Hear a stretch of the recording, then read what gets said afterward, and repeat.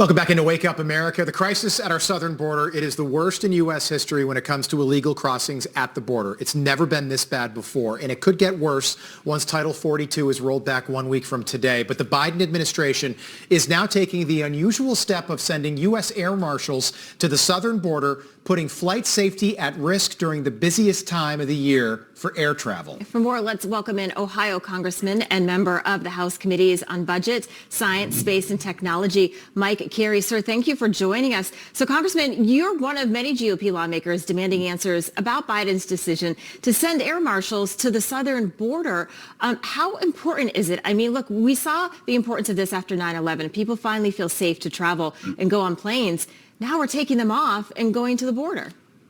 Yeah, I mean, I think the idea that you're going to, we have like 2.9 million people that travel every single day.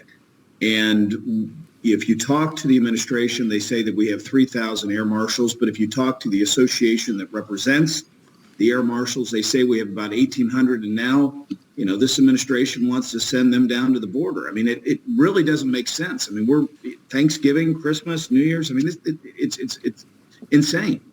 Congressman, according to the Air Marshal Union, air marshals are on just over 5% of all domestic flights. So basically 5-6 flights out of every 100 have an air marshal on board that flight. It's now down to a little less than 1%. How concerning is that?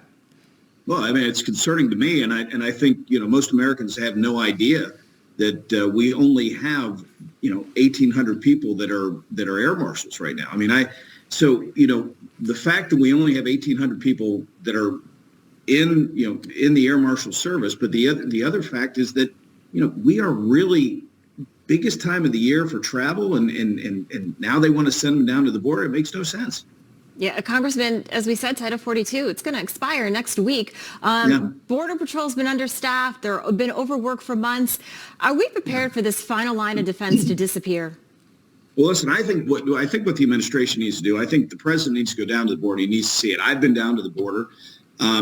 We have a really good people that are border security agents. But what's happening under this administration, they're essentially become processing folks. I mean, every time the cartels want to send people over, they send 300, 400 people over. They know that our Border Patrol agents have to go process them, and then they send drugs on the other side.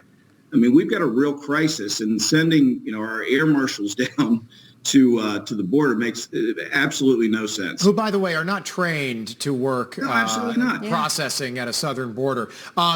So yesterday, 20 of your colleagues were on the steps of the Capitol calling for Alejandro Mayorkas to be impeached when Republicans do take control of Congress on January 3rd. Would you support that effort? And if it does happen, this is historic. It would be the first time a member of the cabinet has been impeached since the 1870s. Do you support that effort? Listen, I think Kevin McCarthy, who will be Speaker, I was listening to your segment before we came on. I mean, he is going to be the Speaker.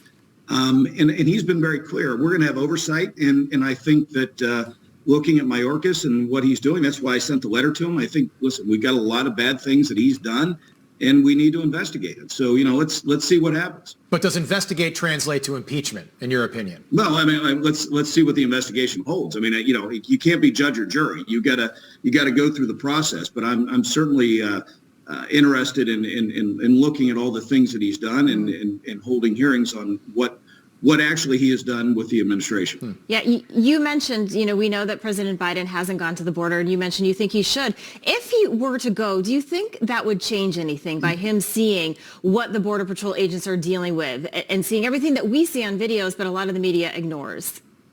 I think anybody who goes down to the border and they see what is going on firsthand really gets a different understanding. And listen, I'm from Columbus, Ohio, right? And when I went down there and I saw the travesty, and I saw the people that are coming across, I saw the wristbands that the cartels give to these people that are crossing the border. It gives you a completely different understanding of what's actually going on. So, yeah, I don't know whether it would change his mind, but I think it would give him appreciation for what our Border Patrol agents are going through.